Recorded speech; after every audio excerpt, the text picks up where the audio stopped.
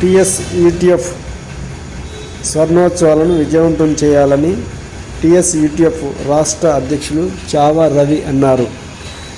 శనివారం సూర్యాపేట జిల్లా కేంద్రంలో హైదరాబాద్ నుండి కాకినాడ వెళ్తున్న బస్సు యాత్ర సూర్యాపేట చేరుకున్న సందర్భంగా ఆయన విలేకరుల సమావేశంలో మాట్లాడారు.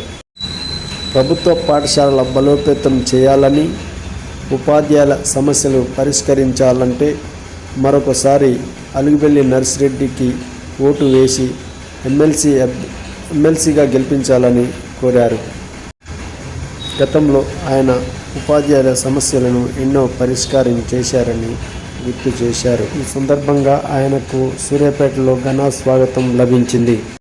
యూటీఎఫ్ ఇవాళ మెరుగైన స్కేల్సే కానీ, అప్రెంటిస్ విధానం రద్దు కానీ, ప్రభుత్వ విద్యారంగం రక్షణ కోసం కానీ నిరంతరం పనిచేస్తున్నట్టు సంఘం యూటీఎఫ్.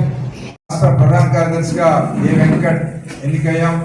అట్లాగే మా సీనియర్ నాయకులు ప్రధానంగా 1974 ఆగస్టు 10వ తేదీన ప్రాంతాలు, క్యాడర్లు, మేనేజ్మెంట్లు, కులాలకు అతీతంగా అందరు ఉపాధ్యాయులకి ఒకే సంఘం ఉండాలనేటువంటి లక్ష్యంతో యూటీఎఫ్ ఆవిర్భవించింది. మరి ఆ యూటీఎఫ్ ఆవిర్భావం తర్వాత మొదటి మహాసభ రాజమండ్రిలో జరిగితే, రెండవ మహాసభ ఖమ్మంలో జరిగింది. ఆ తర్వాత 9వ మహాసభ హైదరాబాద్లో, 11వ మహాసభ నల్గొండలో జరిగింది. ఈ మహాసభల ప్రతి మహాసభ నుండి అంతకుముందు జరిగిన మహాసభల పతాకాలని మహాసభకు తీసుకెళ్లడం ఆనవాయితీ. మరి ఆ క్రమంలో ఈరోజు 17వ మహాసభ స్వర్ణోత్సవ మహాసభగా యూటీఎఫ్ కాకినాడలో నిర్వహిస్తూ ఉన్నటువంటి సందర్భంలో మరి 40 ఏళ్ళు ఉమ్మడి ఆంధ్రప్రదేశ్లో కలిసి పనిచేశాం. 10 ఏళ్ళుగా ఏ రాష్ట్రానికి ఆ రాష్ట్రం, ఇక్కడ టీఎస్యూటీఎఫ్ గా, అక్కడ ఏపీయూటీఎఫ్ గా పనిచేస్తా ఉన్న సందర్భంలో మరి ఇద్దరు లక్ష్యాలు ఒకటే, ప్రభుత్వ విద్యారంగ అభివృద్ధి, ఉపాధ్యాయుల సంక్షేమం, సామాజిక అభ్యున్నతి.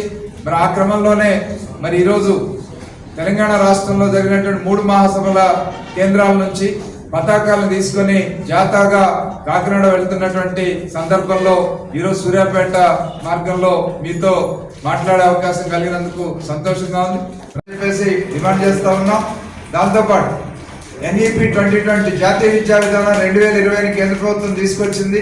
ఆ విద్యా విధానం ఈ రోజు దేశవ్యాప్తంగా పేద ప్రజలకు విద్యను దూరం చేస్తూ ఉంది, విద్యను మరింత వ్యాపారంగా మారుస్తూ ఉంది. దాన్ని రద్దు చేయాలని చెప్పి, అట్లాగే సిపిఎస్ విధానం, కంట్రిబ్యూటరీ పెన్షన్ విధానం రద్దు చేసి పాత పెన్షన్ విధానం పునరుద్ధరించాలని, ఇన్కమ్ ట్యాక్స్ లిమిట్స్ 8 లక్షలకు పెంచాలని, అట్లాగే ఇన్కమ్ ట్యాక్స్ రాయితీని, సేవింగ్స్ లిమిట్ ని 5 లక్షలకు పెంచాలని చెప్పేసి ఈరోజు కేంద్ర ప్రభుత్వాన్ని డిమాండ్ చేస్తా ఉన్నాం.